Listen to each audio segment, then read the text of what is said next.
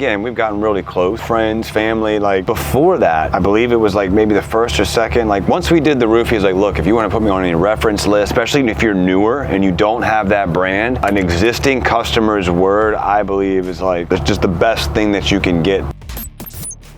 Then you get repeat business, you get referrals, right? He's happy to refer anybody. We were so small, I was afraid that, people wouldn't trust us because we didn't have a ton of reviews, we didn't have a ton of anything, and they're handing us checks, right? I personally called every single one of our clients. We had like 20 plus in the wings that Sam had got. A couple of guys that I had like 2 or 3 guys, that was it, that were out in the field, right? That were running sales. I called every one of their customers personally and walked every one of those jobs through personally, but I would tell them I call Tuesdays and Fridays. And I would call every Tuesday and Friday, no matter what, if it had anything to update them on or not, because I knew it would mean something to someone like him. I bet you we were on the fence because they're like, man, I don't know, right? The insurance company sometimes doesn't make it easy on us. He had to stop payment on a check because they were playing so many games. You got to come correct, come with your A game. And because he was willing to fight back, we got a full approval, everything we wanted. It starts with bring your A game all the way through and keep it that way. The last thing a customer wants is I deliver something on my end and then we send it out Mr. Crew and that crew just completely disregards everything, no follow-up, and you feel duped, right? Yeah, absolutely. That's the worst betrayal. And it's not a lot of things that you can control as a salesperson, but if you guys are coming back and you're communicating, this client needs this. You treat each customer with its own merit. They need to be handheld. Please make sure that you tell the team this. Communicate that to the project manager. Communicate that to the team so that they all know what your customer needs. So you want to make sure that you're involved to the point where any promises that you made, you're able to make sure that they are followed through no matter what part of the corporation it is. Earn your repeat business. Trust, consistency, doing what you said you were going to do when you said you were going to do it. And it starts in the beginning and you follow it through. But you set that standard in the beginning. So if you're coming out looking a mess, acting a mess, and saying things that you cannot deliver on. If you're just saying anything just to get me to say yes, and a well-informed customer, you'll lose credibility immediately. Yeah. And any chance you had is gone, right? You're better off saying, you know what, if he has a question you don't know an answer to, you're better off saying, that's a great question, let me find out for you. Someone like Mario might be testing your knowledge or possibly even your integrity if you work somewhere where you either don't care, you don't trust in the product, you don't believe in the product with everything. If you don't believe in it, you won't be able to sell it. At the time I was able to at least look, I may not be the one doing all this, but I'm gonna make damn sure that it all gets done right. I don't care how many times we have to come back. Things may happen, but we will fix it and we'll respond to it. If you don't have that level of belief in your company, you should go somewhere you do. Here's some things that I want to tell you that's going to be really important. Find out the 3 things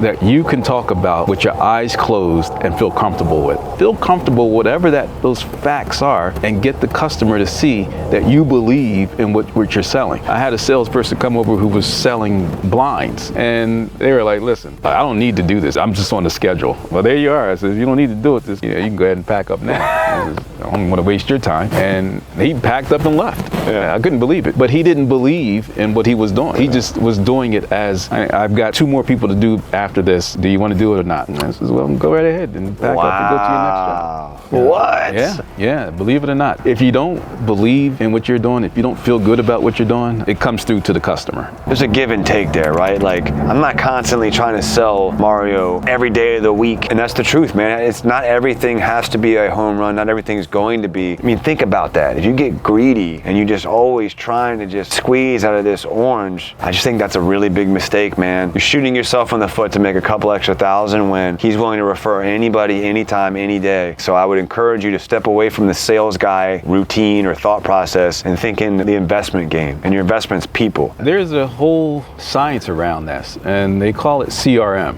Customer Relationship Management. A true story, this February, my mother, her lease ran out on her car, and I negotiated her new lease for her, and the salesman, he was able to do something that was really important for me. He said, I want to make sure I take you through the entire process. You've all bought cars before. You get the salesperson salesman, his job is to get you excited about the car. He turns you over to the handler who's going to do all the heavy duty work. The sales guy stayed involved every single step of the way. Afterwards, you know what he did? He called back and he said, I just want to know how I did. Do you feel like I did everything that you need? This is not a survey. Wow. He didn't ask me to go on Google and do anything on Google. Personally. He asked me personally to say, how did I do? Was your mother comfortable with the things that she got? Is there anything else I can help you with? He wasn't doing that so that he can get a write-up in Google. He was doing it so that he could know how to grow himself personally. Guess what I did? My niece got the same exact car my mother got, and I told him, go to this guy because I know he's going to take care of me.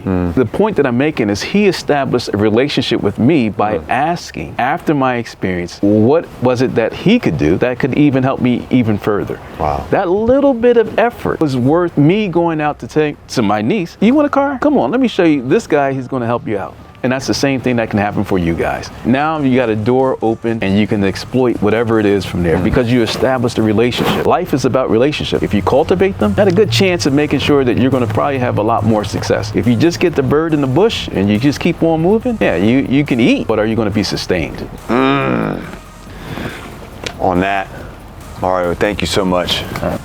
I'm seriously, I can't. And then that was, I'm honestly, I'm trying to write that down. That's a Facebook. Did you hear what he said?